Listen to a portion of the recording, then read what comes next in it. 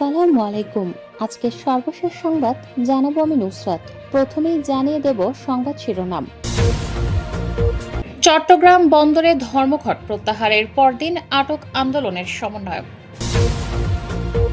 বাংলাদেশ যুক্তরাষ্ট্র বাণিজ্য চুক্তি সই, তৈরি পোশাকে রপ্তানি শুল্ক শূন্য। ক্ষমতায় গেলে সময় মতো পে স্কেল বাস্তবায়নের প্রতিশ্রুতি তারেক রহমানের। লক্ষ্মীপুরে গণমিছিলে এসে বিএনপি জামায়াতের দুই কর্মীর মৃত্যু।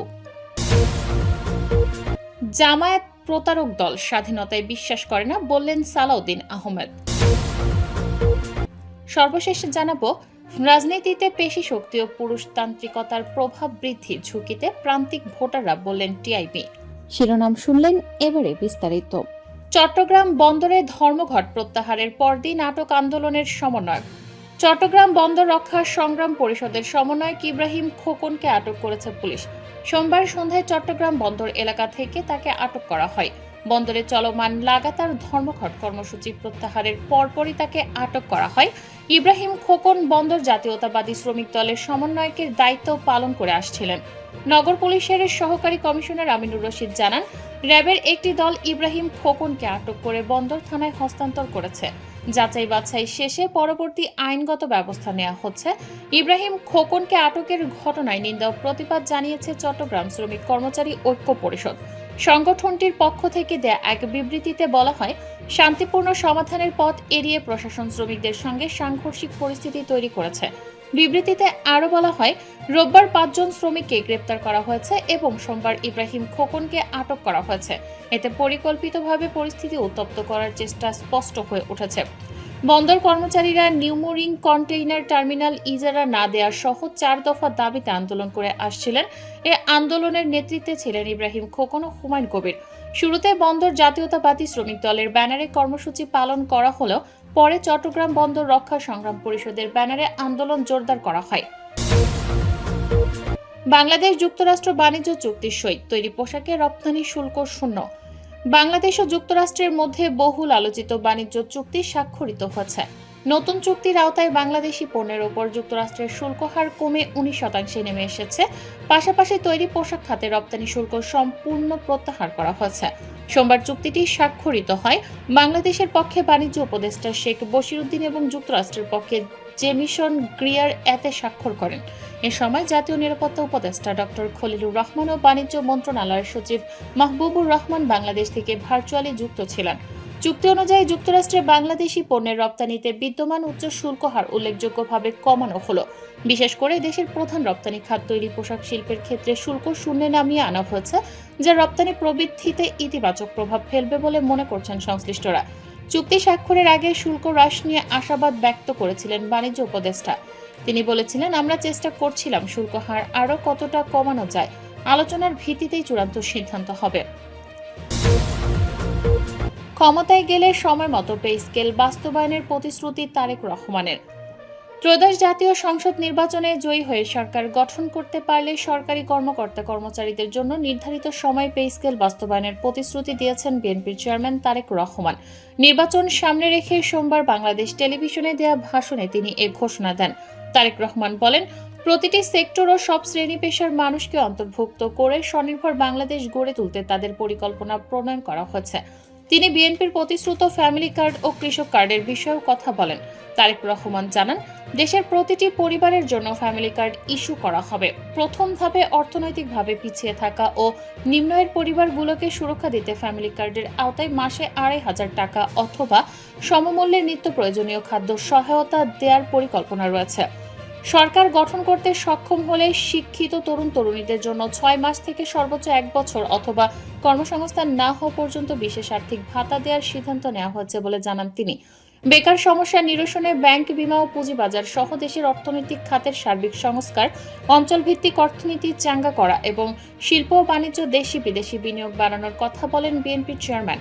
এসব উদ্যোগের মাধ্যমে দেশে ও বিদেশে 1 কোটি কর্মসংস্থান সৃষ্টির লক্ষ্যমাত্রা নির্ধারণ করা হয়েছে।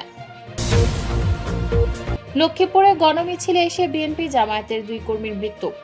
লক্ষ্মীপুরে বিএনপি জামায়াত ইসলামীর ডাকা পৃথক নির্বাচনী গণমিছিলে এসে আব্দুস শহীদ বয়স ৪৮ ও ওবায়দুল হক বয়স ৫০ নামে দুজন মারা গিয়েছেন। এর মধ্যে আব্দুস শহীদ জামায়াতের কর্মী, ওবায়দুল হক বিএনপির কর্মী বলে জানিয়েছেন সংগঠন দুটির নেতাকর্মীরা। সোমবার সন্ধ্যায় সদর হাসপাতালের আবাসিক মেডিকেল অফিসার অরূপ পাল তাদের দুজনের মৃত্যুর বিষয় নিশ্চিত করেছেন। হৃদরোগে আক্রান্ত হয়ে তাদের মৃত্যু হয় বলে ধারণা করা হচ্ছে। জামায়াত কর্মী আব্দুস শহীদ লক্ষ্মীপুর পৌরসভার ২ নম্বর ওয়ার্ডের উত্তর বাঞ্চানগর এলাকার বাসিন্দা ও অপর বিএনপি কর্মী ওবায়দুল হক একই এলাকার আব্দুল মুনাফের ছেলে। প্রত্যক্ষদর্শী ও হাসপাতাল সূত্র জানায়, বিকেলে জেলা শহরের লক্ষ্মীপুর ৩ আসনের জামায়াতের প্রার্থী রেজাউল করিমের গণমিছিল অনুষ্ঠিত হয়। জামায়াতের নেতাকর্মীর সাথে আব্দুস শহীদ মিছিলে আসার পথে তিনি অসুস্থ হয়ে পড়েন। পরে হাসপাতালে গেলে কর্তব্যরত চিকিৎসক তাকে মৃত ঘোষণা করেন। এছাড়া সন্ধ্যায় একই আসনের বিএনপি প্রার্থী শহীদউদ্দিন চৌধুরী অ্যানির গণমিছিল হয়। এতে বিএনপি কর্মী ওবায়দুল হক অসুস্থ হয়ে পরে ওবায়দুল হককে হাসপাতালে নিলে কর্তব্যরত চিকিৎসক তাকে মৃত ঘোষণা করেন। জেলা জামায়াতের সহকারী সেক্রেটারি মহসিন কবির মুরাদ গণমাধ্যমকে বলেন, শহীদ মিছিলে আসার পরে অসুস্থ হয়ে মারা গেছেন। তার মৃত্যুতে শোক প্রকাশ করছি। জামায়াত প্রতারক দল, স্বাধীনতায় বিশ্বাস করে না বললেন সালাউদ্দিন আহমেদ। বাংলাদেশ জামায়াতে ইসলামীকে প্রতারক দল আখ্যা দিয়ে বিএনপির স্থায়ী কমিটির সদস্য ও কক্সবাজার ১ আসনের প্রার্থী সালাউদ্দিন আহমেদ বলেছেন, এই দল দেশের স্বাধীনতায় বিশ্বাস করে না। যারা স্বাধীনতায় বিশ্বাস করে না তারা সঠিক ইতিহাসও বলবে না। তিনি বলেন, এখন আবার জামায়াতের মুখে নতুন করে মুক্তিযুদ্ধের বয়ান শুনতে হচ্ছে। এমনকি একজন মুক্তিযোদ্ধাকে ভাড়ায় এনে প্রমাণ করার চেষ্টা করছে যে তাদেরও একজন মুক্তিযোদ্ধা আছে। সোমবার বিকেল ৫:৩০টায় কক্সবাজারের চকরিয়া শহীদ আব্দুল হামিদ পৌর বাস টার্মিনালে আয়োজিত শেষ নির্বাচনী জনসভায় বক্তব্য দিতে গিয়ে সব কথা বলেন সালাউদ্দিন আহমেদ। জনসভায় তিনি কক্সবাজারের উন্নয়ন পরিকল্পনা তুলে ধরে ধানের শীষে ভোট চান। গণতন্ত্র, সাংবিধানিক সংস্কার এবং দেশের স্বাধীনতা সার্বভৌমত্ব রক্ষার স্বার্থে ধানের শীষে ভোট দেওয়ার আহ্বান জানিয়ে সালাউদ্দিন আহমেদ বলেন, বিএনপি এদেশের স্বাধীনতার পক্ষের শক্তি। যখনই গণতন্ত্র, সংবিধান ও সার্বভৌমত্ব বিপন্ন হয়েছে, বিএনপি তা রক্ষা করেছে। তাই দেশ রক্ষার স্বার্থে বিএনপিকে বিজয়ী করতে হবে। রাজনীতিতে পেশি শক্তি ও পুরুষতান্ত্রিকতার প্রভাব বৃদ্ধির ঝুঁকিতে প্রান্তিক ভোটাররা, বললেন টিআইবি। নির্বাচনী পরিবেশে দেশের নারী, আদিবাসী, লৈঙ্গিক বৈচিত্র্যবাহী মানুষ এবং প্রতিবন্ধী ব্যক্তিরা চরম ঝুঁকির মুখে রয়েছেন বলে সতর্ক করেছেন ট্রান্সপারেন্সি ইন্টারন্যাশনাল বাংলাদেশের নির্বাহী পরিচালক ডক্টর ইফতেখারুজ্জামান। সোমবার নির্বাচন কমিশনের আইনশৃঙ্খলা মনিটরিং সেলের সঙ্গে সাক্ষাৎ শেষে সাংবাদিকদের এসব কথা বলেন। তিনি বলেন, বর্তমান রাজনীতিতে অর্থ, পেশি শক্তি, ধর্ম, পুরুষতান্ত্রিকতা এবং সংখ্যাগরিষ্ঠতার প্রভাব বেড়ে গেছে। এই অবস্থায় প্রান্তিক জনগোষ্ঠী ও প্রতিবন্ধী ব্যক্তিরা তাদের ভোটাধিকার সঠিকভাবে প্রয়োগ করতে পারবে কিনা তা নিয়ে আমরা গভীর শঙ্কা প্রকাশ করছি। তিনি আরও জানান, টিআইবি তাদের উদ্বেগের কথা কমিশনের আইনশৃঙ্খলা মনিটরিং সেলকে জানিয়েছে। সেলের প্রধান কমিশনার সানাউল্লাহ আশ্বাস দিয়েছেন, প্রাপ্ত তথ্য উপাত্তের ভিত্তিতে প্রয়োজনীয় ব্যবস্থা গ্রহণ করা হবে।